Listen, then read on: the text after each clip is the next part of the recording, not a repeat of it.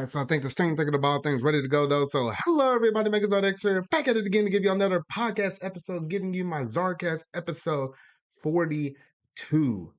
Now, not a whole bunch has happened lately, I guess, since the last time I did my episode 41, though.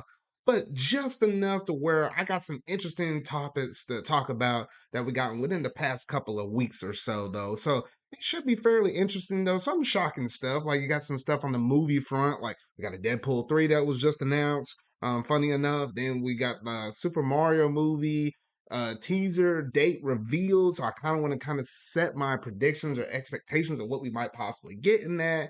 And then jump to the gaming news side of things. Got one bit we got one little interesting little bit of information on how like Sony could possibly be releasing a detachable disk drive for the PlayStation 5. So I was like, okay, that in itself, I was like, okay, I got some thoughts on that though. Google Stadia, big thing right there. They actually managed to shut down, or they're gonna shut down by the beginning of January 2023. So I got some thoughts on that though. And then also I got my Splatoon 3 review, which I've been playing the game. I think it's been out for roughly, oh, if I look back here at the calendar, it's been out for almost a few weeks now. So I got to give my thoughts on that, and then a couple other things here and there along with the show though. So honestly, quite a bit of interesting topics tonight though, but let's not dilly dally and let's go ahead and jump up into the thick of it though. So without any further ado, let's go ahead and jump up straight into that pop culture segment.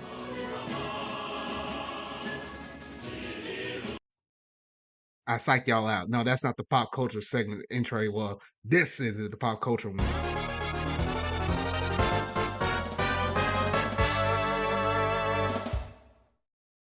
All right, so first up on the list, we got the confirmation that Deadpool 3 is going to be coming out in the year of 2024. It was interesting because at first it was weird because normally with a movie like this, typically, Marvel Studios, since, now that we know that they're trying to incorporate, some of those mutants and other kind of things that we got within the Marvel universe as a whole into the MCU, we knew that they were going to do this for Deadpool 3 eventually, though.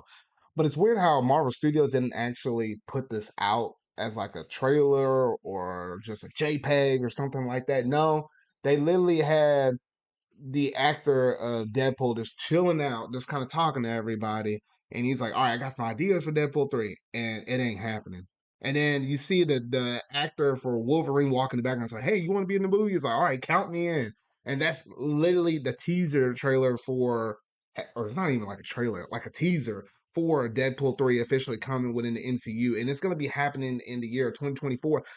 I think it's the year before the Avengers movie comes, the Avenger movies come out, because that comes out in 2025 with like the Kong Dynasty Avenger movie though. So it's basically going to come out in phase 5 essentially, was where we're going to be at that moment though. So honestly, really looking forward to this though. I know a lot of people kind of have their thoughts like, is this actually going to be a movie that's going to be rated R like some of the previous first two movies, or is it actually going to be PG-13? And for like the hardcore Deadpool fans, they wanted to keep the rated R thing though.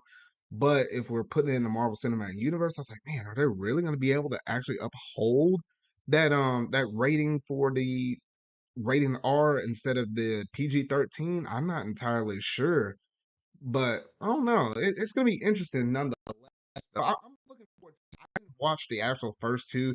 Maybe now I actually will just sit down and just watch it, kind of see where they're coming from, though, because they're gonna pull like some kind of interesting twist to explain how he's in here and how, even though the first two movies don't count as part of it, they might pull some foundational stuff from it. Because I doubt they're gonna completely, rebuild the character from the ground up. Kind of like how Spider-Man. How we all knew Spider-Man's origin story, so they were just able to kind of put him there literally in the middle of Captain America Civil War. That's the way I'm thinking that they're going to basically incorporate him up into this, though. But yeah, nonetheless, really cool, exciting announcement. One more movie to stick up in there, though, for the year 2024, though. So very curious to see how this is going to play out, though. But that's basically all I have to say on that Deadpool announcement, though. Now, talking about one other movie, and this is the last of my pop culture segment topics. We did get the release date for a teaser trailer for the Super Mario Brothers movie. Now, this right here, I'm like, oh my goodness, people are gonna be I ain't gonna lie, people are kind of skeptical. It's like, dang, is this gonna be good? Is it even gonna be a trailer? Are you gonna have Chris Pratt literally say, "It's me, Mario," or something like generic or whatnot? Though I mean, I don't know what to actually expect though. But that movie, or not that movie, but that teaser trailer, it is supposed to be teased on October the 6th. So not too much longer from here. It's literally going to be this week. I'm recording this on a Sunday and whatnot, though. And then I guess the teaser trailer is going to drop out on October the 6th on that Thursday. So 4 days away, and we're going to get this teaser trailer out. And I'm just going to keep it real with y'all. I'm going to lay it out right here. Here's my expectation. This movie's being made by Illumination, overseas by, Nintendo, Miyamoto himself, all that stuff, all that jazz. I'm expecting they're gonna show you like the overworld. They're gonna kind of show you kind of where we're at, whether if it's gonna be like Mario in the real world or Mario in his actual, Mushroom Kingdom or something like that. They're probably gonna start off in the Mushroom Kingdom, and then it's gonna have him jump into, or we're gonna go down in the warp pipe. We're gonna pop out in like a real world setting. It'd be kind of cool if they reference New Donk City, like if Mario took place in New York. You know what? Call it now. I'm calling it now. This Mario movie is taking place in New York. I don't know if they're gonna make the references with New Donk City, but that's just my prediction. Anyway, they're gonna do that. They're gonna show you all a whole bunch of different things with different characters, different settings and stuff. But at the very end, we'll get like a quick glimpse of Mario, and he will literally say a few words, and that will be it. And that's gonna be the teaser. So go ahead, put the pen and pencil down. That's all I'm expecting out of this teaser trailer. Nothing too crazy though, but it will blow up on social media though, because gosh dang it, Chris Pratt is Mario. If we get Jack Black at least saying a few words for Bowser though, holy shoot, this is gonna be lit. Oh my gosh. I know some people think it's gonna be cheesy or bad or whatnot though, but honestly, I don't know. I was like, one way or the other, this movie's gonna be good regardless. I'm just gonna leave it at that. I'll just leave it at that, though. But honestly, that's just my overall expectations. I guess in the next podcast episode, we'll have the teaser trailer out, so then I'll probably have to break it down again, exactly what we got, what I can expect, and where the movie might basically move forward towards what else actually getting the movie next year and what to kind of expect based on the teaser trailer and whatnot though. So really looking forward to it though. 4 days away from now. And oh shoot. It's gonna be good. It's gotta be good. Alrighty. But yeah, so that's basically it in terms of my pop culture segments though. So let's go ahead and switch over to that gaming news.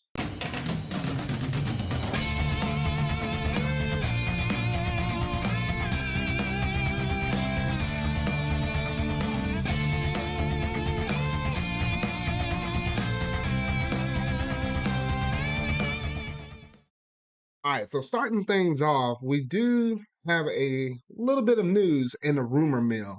Yes, it does kind of seem like there's going to be possibly, it's just a rumor, but possibly a Persona 3 remake on the horizon. Now, some of y'all might be thinking, all right, we already got Persona 5 Royal confirmed coming out to like Switch, Xbox, all of that kind of stuff. We got Persona 4 Golden coming out to Switch, Xbox, all that stuff, and Persona 3 Portable as well, though. So it kind of makes you scratch your head like, wait, why would there be a remake with a portable version already coming out? And I think the main reason is there's no real definitive way to actually play Persona 3. It's like original Persona 3, and I think Fez had the animated cutscenes. Persona 3 Portable did not have the animated cutscenes. However, Persona 3 Portable had the inclusion of the female protagonist, which you didn't have in Persona 3 or Fez, and thus you had extra different interactions with it being a female character and stuff like that. Obviously there's no animated cutscenes in portable because now you got the male and female, and I guess it just decided not to put those animated cutscenes in there though. But then they got like different OST musical tracks if you play as the female character though. So literally and then it's like, but then you got the light novel-ish kind of looking setting and portable, but you get like a little bit of an overworld travel, not as crazy as like 4 Golden or Persona 5 Royal, but it is a little bit limited, but it is it's technically there. So there's like an advantage for every single one of these iterations of Persona 3, and it would make sense for them to make a definitive way to do this because I think this game is almost running about 15 years old, at least at this point, though. So I think that would be the main reason why they might possibly want to actually, remake this game though. However, this rumor comes from a Reset Era user called oh gosh, this name though. I don't know. It's literally LOLAAILO,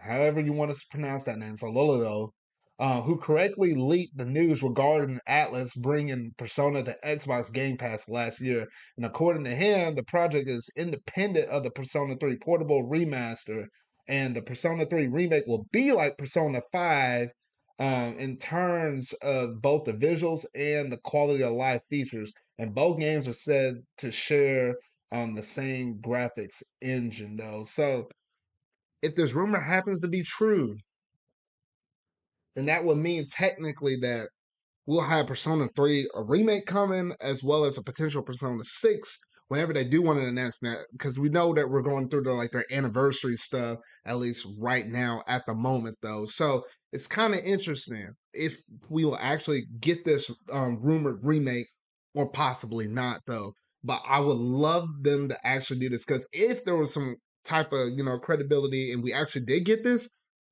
I don't know if I still would pick up Persona 3 Portable. Maybe I would. I don't know.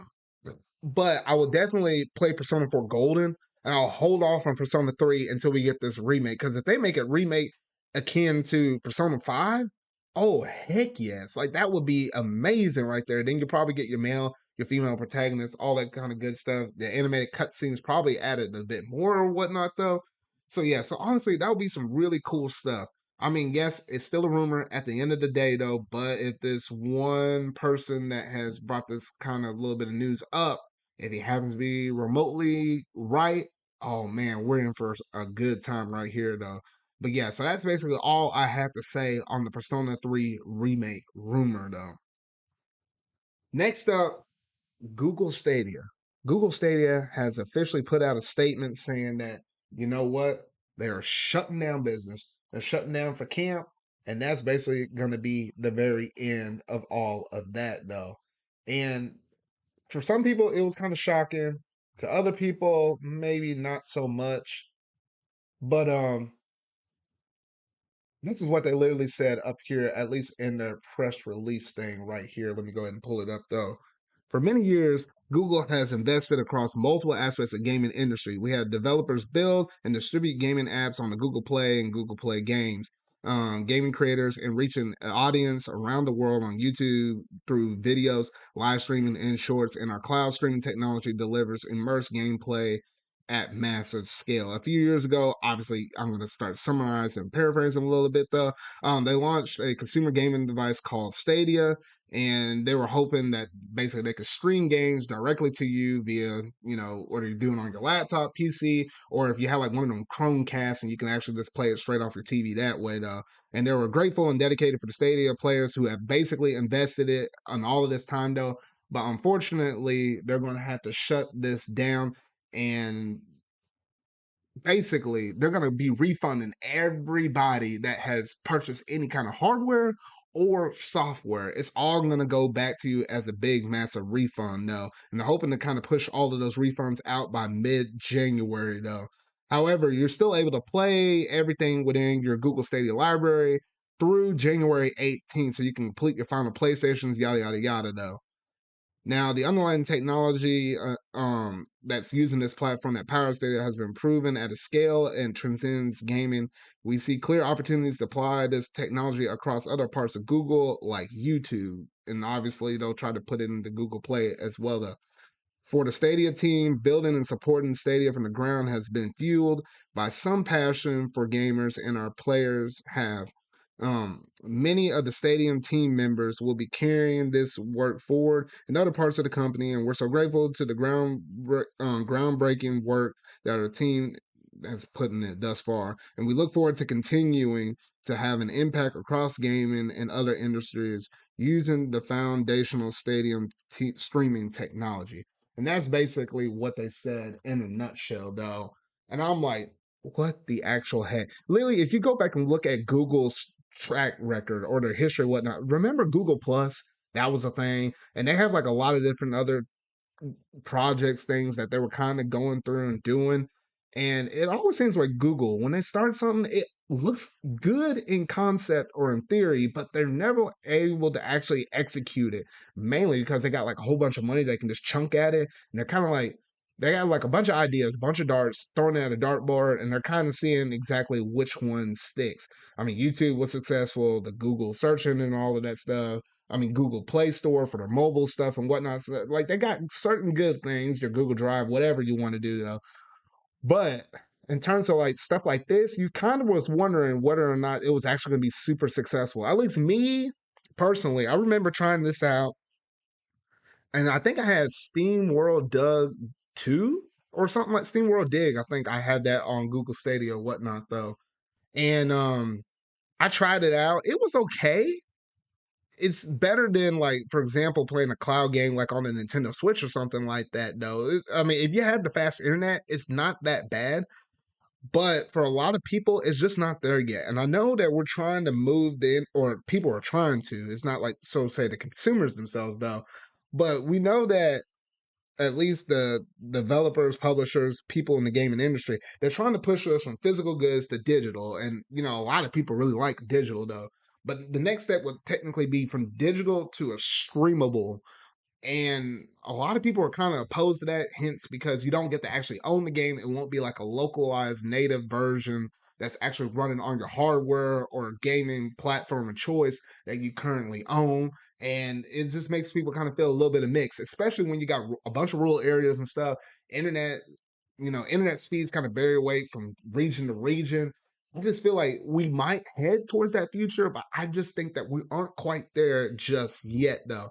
I mean, Google Stadia in practice, if you had really good internet, there was really nothing wrong with it, though. But I think it was the execution and all that stuff. Like, they had like a bunch of promises what they were going to do with Google Stadia. Like, remember that one where they said, hey, you could be playing, or you can see one of your streamers playing something on YouTube, and you could just hit like one little button and you could jump straight up into them, launch Google Stadia, and play with them while they're streaming it to YouTube. They had ideas like that they never actually brought to fruition or whatnot, though. Remember, they had first party studios for Stadia, and then they shut that mess down like midway between these like few years that Google Stadia was running. And the moment that we saw that, I was like, well, shoot, it's not going to probably be much longer until they just go ahead and shut down this whole thing. Hence where we are right now today. Because a lot of people may not like, not first party. A lot of people might not like exclusive games because it kind of forces you to buy another console or whatever, though. But if you're trying to offer up a whole nother system, another service or whatever, though, and you don't have exclusives, people are just going to go to wherever they have the strongest affinity towards games. Like, it literally reminds me of when I wanted to either get potentially a PlayStation 5 or Xbox Series X, when those consoles drop. And I was like, I'm literally gonna go to the PlayStation 5 because Xbox didn't have a lot of exclusives that I really gravitated towards, while PlayStation, on the other hand, they had the Spider-Man games, they had Ratchet and Clank, and Ghost of Tsushima was actually looking fairly interesting to me. And I was like, hey, just those little few things automatically push me over there, because also you got exclusive like the Final Fantasy 7 remake series and all that stuff. Most of my, big budget RPGs and stuff like that, that normally goes towards PlayStation. So hence, it made my decision to getting a PS5 way easier than getting something like an Xbox console like my cousin has and whatnot. So exclusives always helps gravitates and brings audiences towards your thing. If you would have like a breaking game that was scored high on the 90s and Metacritic and whatnot, though, that might have actually turned a bunch of eyes towards Stadia, though. But I don't know. It was just built upon broken promises. They didn't execute well. Just a plethora of different issues, shutting down the first party studios. I mean, you can't do all of that and expect it to be successful, despite how much money you have. It didn't seem like a lot of people had like a lot of experience within the gaming industry. They just had the tech to basically push that forward. So that's where we're at right now.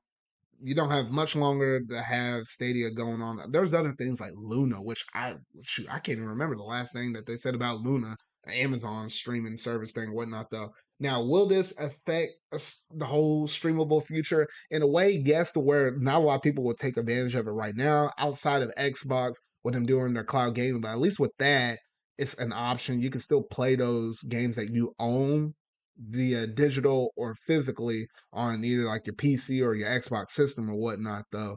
So yeah, using that as a substituting item, that feels pretty good pretty good in my book though. But whereas the end all be all, the only way how you can do it, and you don't technically own the games, I don't know. So for whoever is gonna basically do this kind of platform here in the future, they're going to have to come out with a whole bunch of guidelines and stuff like that in terms of what will happen if it catches on, what happens if it doesn't catch it on. Is there a way to actually own your games? Is there a way how to actually get your save data? Which, getting save data off of Google Stadia, that's going to be a headache in itself right there. So I'm like, oh shoot, though. But yep, that's pretty much all I had to say, at least on Google Stadia shutting down. We got to the beginning of 2023, and then that will be it for Stadia, though. But y'all gotta let me know in the comments or just at me on Twitter or whatnot, though. Do you own a bunch of Stadia games? Are you gonna get that big paycheck?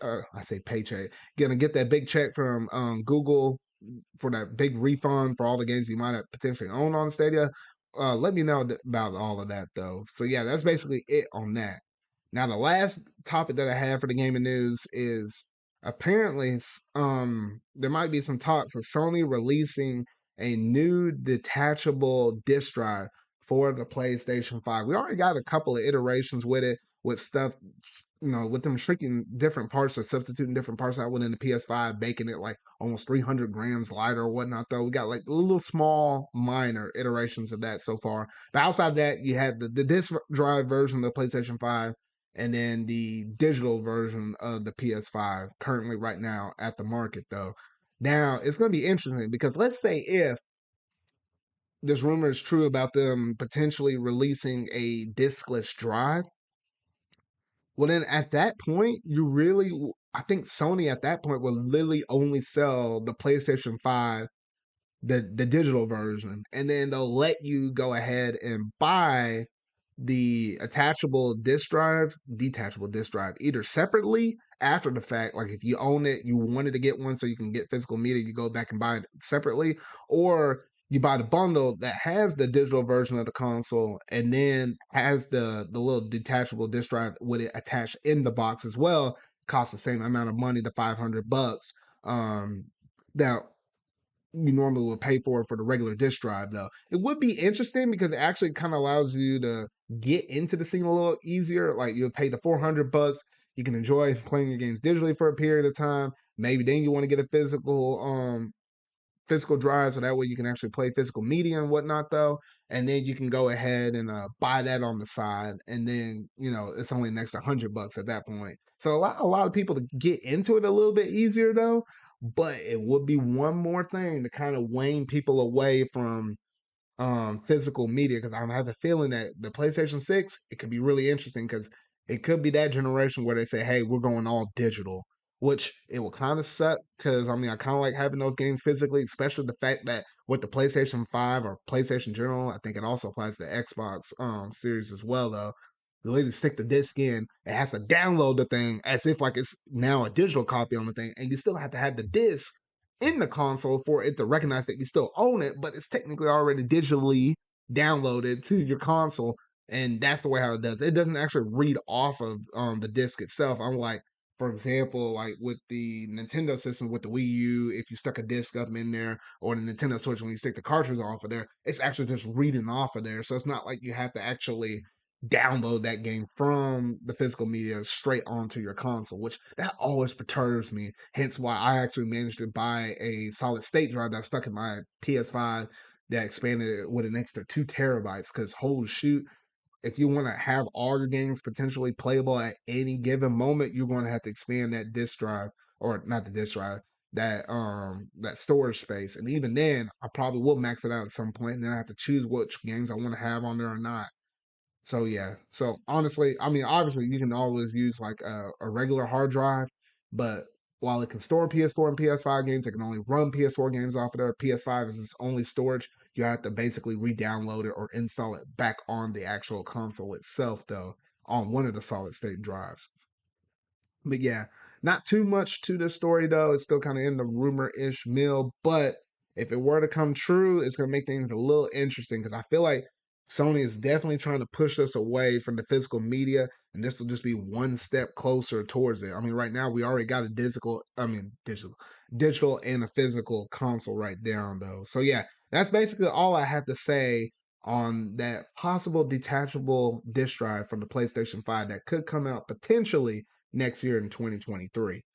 Now, that's basically it in terms of all the gaming topics that I have to talk about today. So now let's go ahead and talk about that show.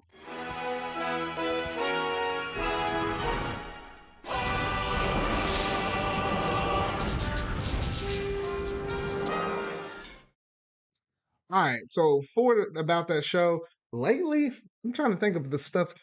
There's like one primary thing that I've been watching here lately, and that has been primarily me going through and actually deciding to watch all the Simpsons episodes because lately I already released a video on this though, but I went through and bought a Simpsons arcade one-up cabinet for like literally it was kind of close to $200 because it was on sale and whatnot though. So honestly, it was a really good deal. I was playing through that, finally managed to actually go through and beat that arcade game for good. And I was like, yes, I was like, because man, I always wanted to beat that as a child. Literally spent like $10 worth of quarters up on that thing, got very close to the end and could never beat it. Now I finally accomplished that. So I feel pretty good on the Simpsons arcade game as well as the Teenage Mutant Ninja Turtles arcade games because those are really good instant classic arcade games though. But then I was looking at it, I was like, I've seen some Simpsons episodes here and there, but not like a good chunk of them. Because man, the series right now is like 700 something episodes. So I was like, you know what? Let me just sit down and actually go through and watch all these Simpsons episodes. Yes, it's gonna be like a slow burn grind to do all of them though, but I was like, I got the time. I could potentially make it through all of them though. So I started off with season one. I'm done with season one. I think I'm midway through season two right now though. But yeah, so honestly, it's been a pretty good, fun little watch. I think that like one of the funniest episodes I thought of. I mean, there's been a good handful of funny ones, but one that actually stood out for me was like there was like one time when Bart was doing like a foreign exchange student kind of thing because Bart's bad behavior in school and whatnot though. So they literally sent him to France, and they sent somebody else from one of those other European countries here to the U.S. though, and he was being taken care of by these like two adult men who literally was like treating him like a slave. Let's be honest though, like barely feeding him, making him sleep in like on a bale of hay. Well, no, not even on the bale of hay, because literally like the horse or something laid on that. So literally have to lay on the floor or whatnot though. They had him over there picking grapes, crunching them with his bare feet, making wine or whatnot though. And they were trying to make some decent cheap wine really fast. And here's the kicker: they're like, you know what? We need to put something in this wine to make it give it a little kick, and they poured some antifreeze up in there. I was like, what the heck?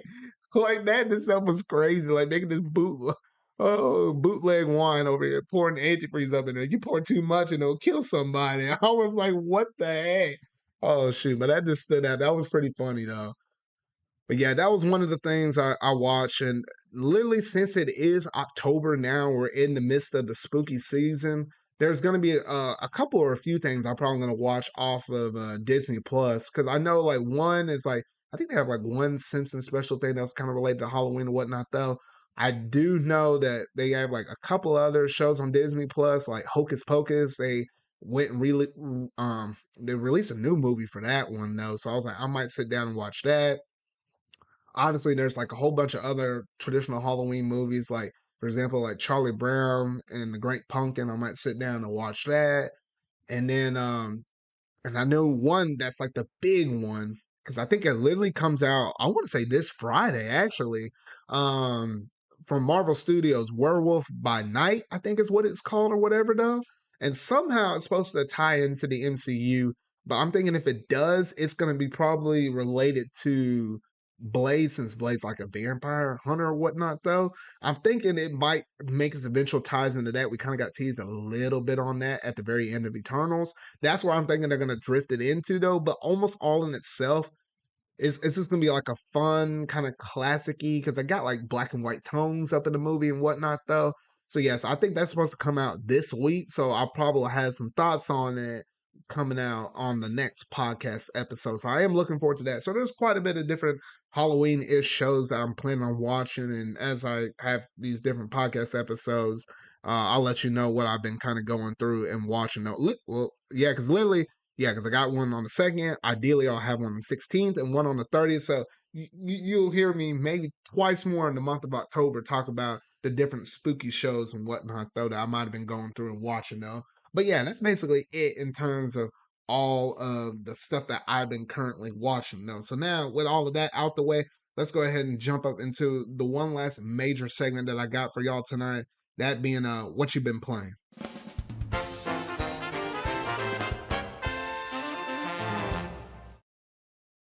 Alrighty, and last but not least, I want to talk about Splatoon 3 and my review for that game.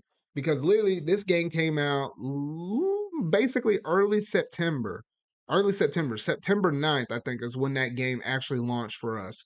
And I got some thoughts because literally it's been out for a little over 3 weeks, a little over 3 weeks.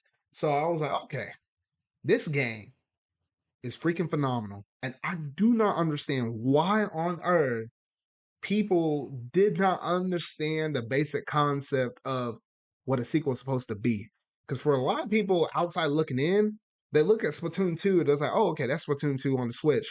They look at Splatoon 3, it's like, ain't that just Splatoon 2? Couldn't you just do that as an update? No, they had a lot of different groundbreaking fundamental changes that they did within 2 from 2 to 3 that you couldn't just simply do in an update though.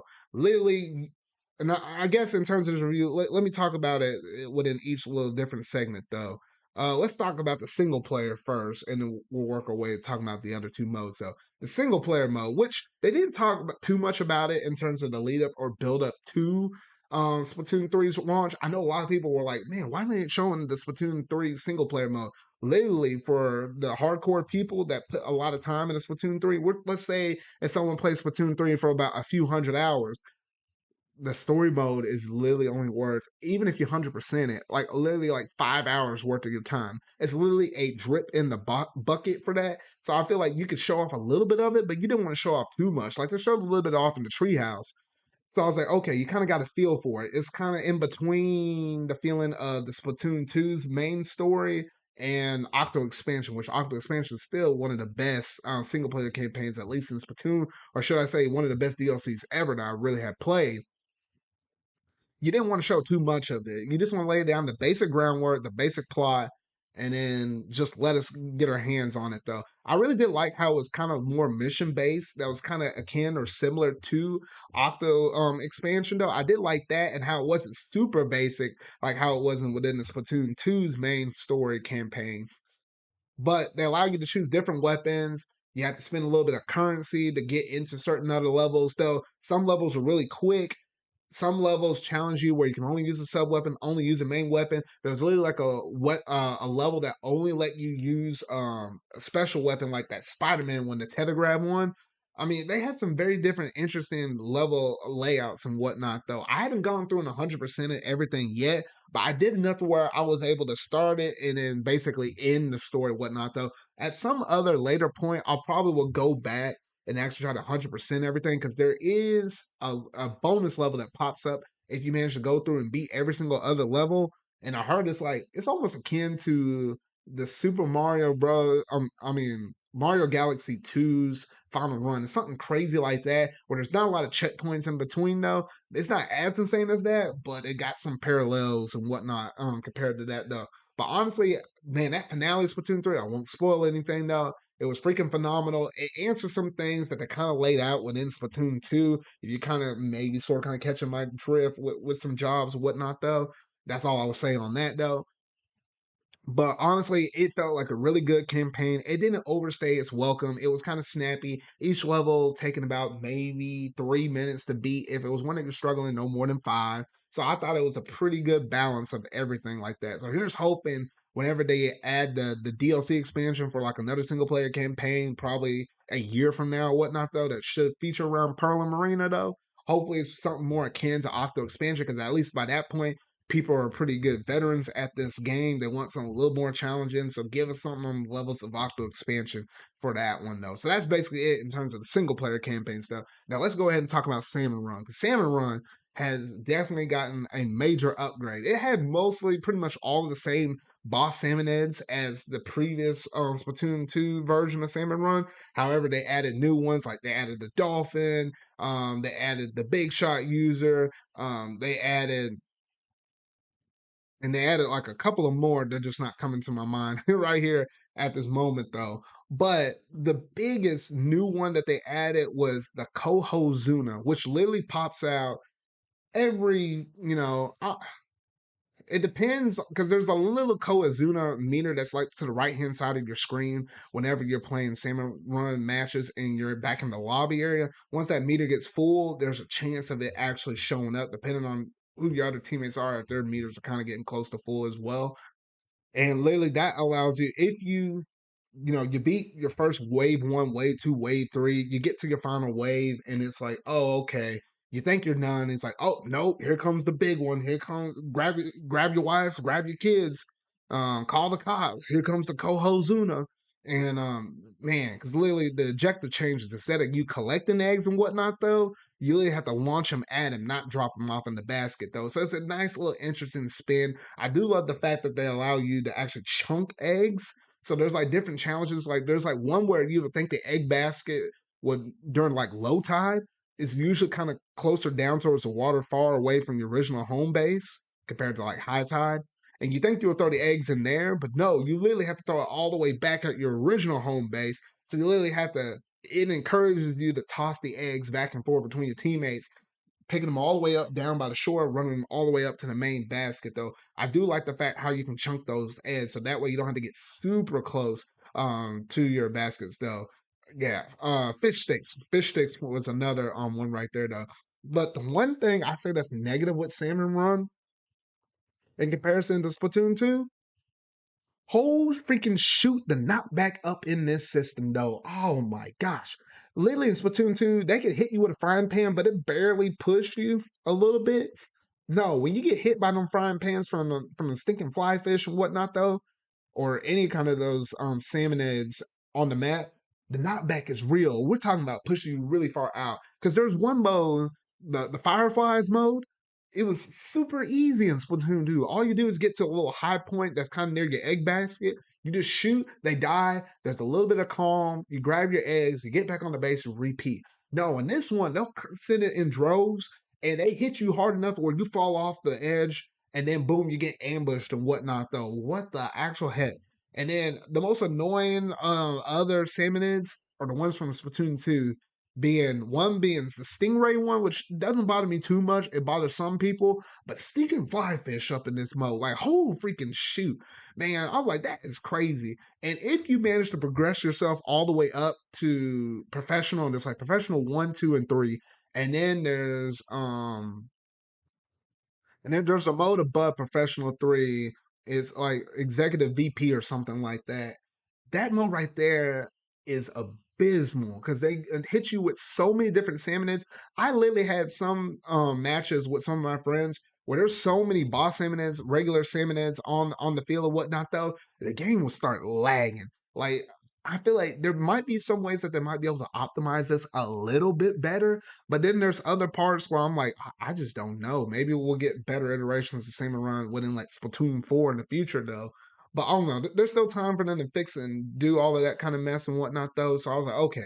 So Cimarron, it is fun, but it is crazy compared to the original Splatoon 2. Like they definitely did beat this up for better or for worse, though. I don't know. Maybe they'll do a little couple more update patches or whatnot, though, to kind of balance out all this stuff, though. Because literally trying to beat the king while you're on professional 3 or executive VP, it's almost nearly impossible. And you need to grind those fish scales out to get like better gear. Like you can get like additional suits. Like instead of wearing the orange suit, you can wear like the green, the yellow. There's a blue and a black suit and whatnot though. So yeah, so you kind of have to grind out those fish scales though. But I think that's literally everything I have to say on Salmon Run. We do know that there's gonna be a big wave or like that special way that comes every 3 months where they do Salmon Run on actual one of the regular Splatoon multiplayer maps. We have yet to see that, so I probably will likely talk about that within a podcast episode once that actually happens. We probably won't expect to see that until the end of this current season. So once we hit the very tail of November, that's when we could basically expect it right around December, right around that holiday time. So yeah, so honestly, some really good stuff. Now that's basically it for Salmon Run. Last but not least, the last major thing is your multiplayer modes, your turf war and your rank modes. Turf war is still turf war at the very end of the day. That feels all right. Nothing really kind of changed too much though. But with Splatoon 3 and the rank modes, tower control and splat zones have basically remained the same in terms of their rule set and whatnot though. But the two that changed was Clan Blitz and Rainmaker. Clan Blitz, instead of you having 10 clans in order to get a football, it's now reduced to 8. Instead of the clans popping up in squads of 4 on the map, they pop up in squads of 3. And you can see the overtime, and this overtime meter applies to basically all the rank modes, though. But they show an overtime meter at the very center of your map, so that way you know exactly how much time you have left in terms of your overtime possession and whatnot, though. So the combination of all of that, oh, and you can have a football jump back to your base and it not destroy itself. The combination of all of this stuff has made Clan Blitz a much more rapid pace game in terms of just getting the footballs, charging up, shooting them in the goal and whatnot. Though it makes the game a lot, increases the pace of the game a whole lot more. And in that way, I kind of prefer Salmon Run in Splatoon 3 in comparison to Splatoon 2. Because Splatoon 2, you would have got like a decent lead. You probably would have camped it out and try to end the game like that. No, you can swing these kind of games drastically really fast though. So that's how Clan Blitz kind of how it changed.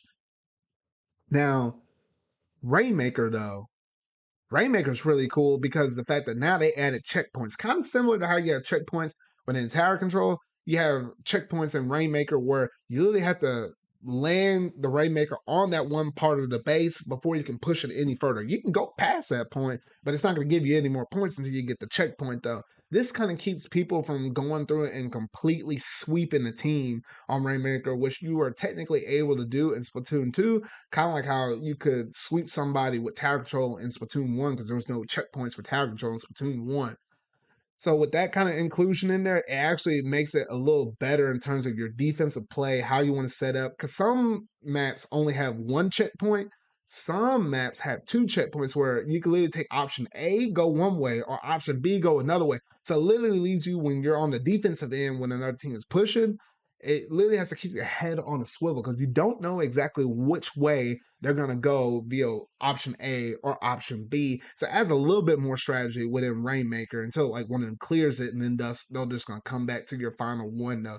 So you literally got like 2 points of defending and 2 points of attacking that you basically have to do within Rainmaker though. So honestly, overall, I like these new iteration changes for rank mode and stuff. I did like the basic core fundamental things. Like they took out, main power up, which I kind of miss that, but in other ways I kind of don't. Because I hate those squiffles that had main power up stacked in Splatoon 2, and they're literally shooting like snipers, but with quick charge time, and whatnot though. So in that regard, I'm glad it's gone, but kind of hate how it's gone for the weapons I used to use in that game though.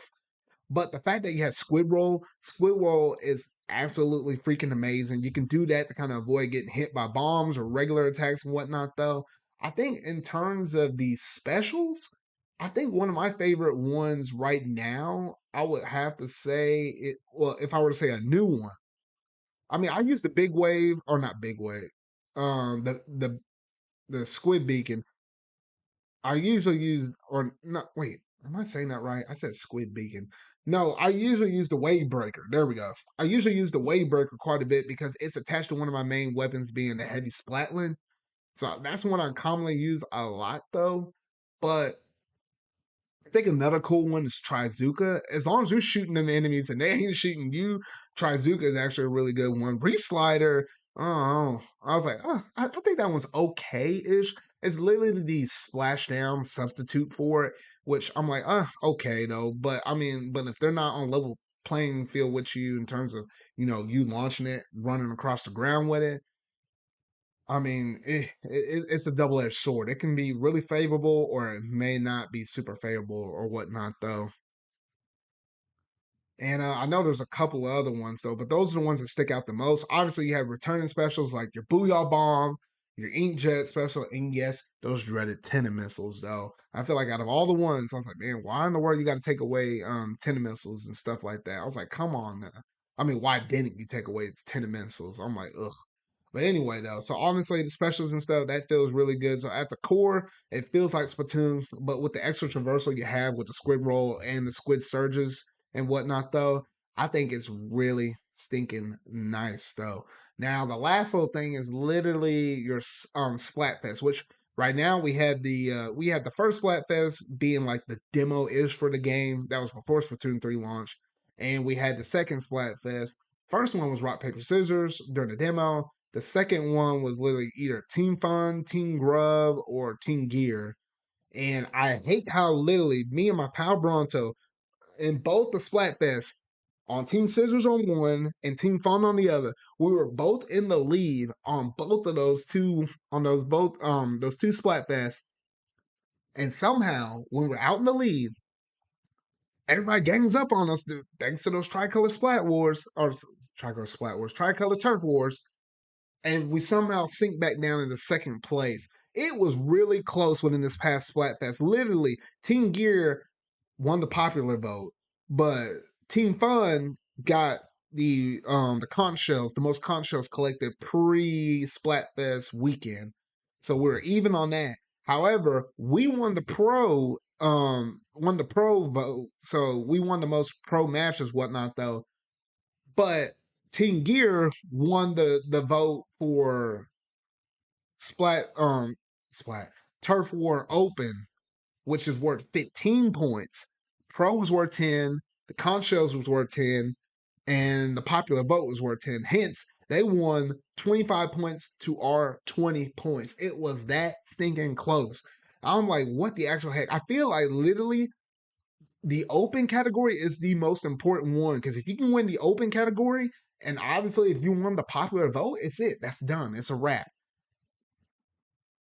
So I'm like, okay, though. So literally, those votes can literally swing any way while you're doing all of this stuff, though. So honestly, the Tricolor Turf Wars, I feel like is the most challenging thing because with Tricolor Splat Wars, you have like the people sitting there in the dead center of the map, right? And you got two people approaching from either side. And I feel like literally if they get the beacon thing in the center and activate like one of the mega sprinklers, it's almost the game is almost over. Especially if they activate two of those things, or if all three of them are activated. Good luck, because I don't think you're actually gonna win the thing at all though. And I felt like they kind of made some adjustments so far. Like they made those modes happen very or not as frequent as what they were in the demo because literally, out of that whole time I was playing during the Tricolor Splatfest part, I think it only happened. I only got to play it like almost 6 or 7 times, and that was it. That was it for me.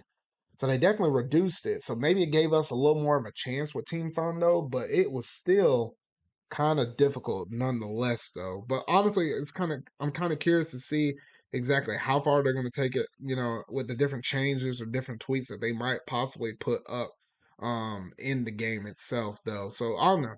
But basically, I think that's almost all I had to say within my review of Splatoon 3. There's a lot more I possibly could say about it though, but I don't want to, overdo it because I've been talking about this game on and off quite often with the demo and stuff, the Splatoon 3 direct that we got. So a lot of my information is kind of already out there in some way, but I did want to kind of give y'all my overall thoughts and impressions on the game thus far 3 weeks into the game. Obviously, this is going to change. I'll come back to it and talk about it with different stuff, whether it be through the updates that we get on the tail end of the seasons, because there is like a battle pass kind of thing. Though I didn't even talk about the table turf, the table turf game, which was a new mode they added up in here though, which seems nice. I just hadn't put a lot of time up into it. Maybe I will once I kind of get fully accumulated, once I get fully used to the way how the multiplayer games work with that, trying to set up my gear and all of that stuff.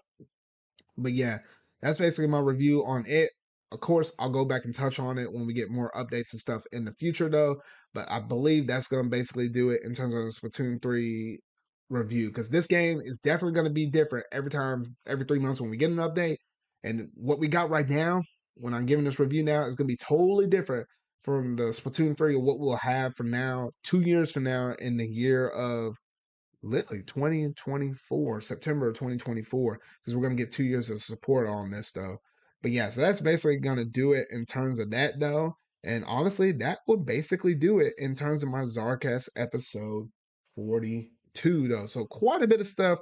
Not a whole bunch that happened within the past couple of weeks, though, but just some major topics like the Google Stadia shutting down and whatnot, though. Like things that we kind of potentially saw coming, but didn't think that it was going to happen at least this quick, or maybe some people might have thought about it coming this quick though. But yeah, it is what it is though. But that's basically going to do it in terms of my Zarkist episode 22. Now, for all y'all that are watching this here live on YouTube, though, make sure to go ahead and hit that like button, go ahead and hit the subscribe button and that bell. That way you don't miss any of my other future videos or my future podcast episodes. If you happen to be watching this a little later after the fact, whether it be on my podcast servers, whether that be Google, Apple, Spotify, or even Amazon Music. Just a reminder, I usually go live with these every Sunday night, every other Sunday night, because this is a bi-weekly podcast, usually happening around 9 p.m. Central Standard Time now. Down in the description box down below or in the show notes, you can find links to my different social media outlets because I have a ZardCast Twitter account that kind of keeps you in the loop and the know-how when I might go live, if there's a delay, any kind of information like that, kind of teases what I might be talking about in these podcast episodes. You make sure to follow that account and I can keep you all up to date on that though. But that's going to do it for this video though. So remember y'all, until the next video I make, until my ZardCast episode 43, I'll see y'all later.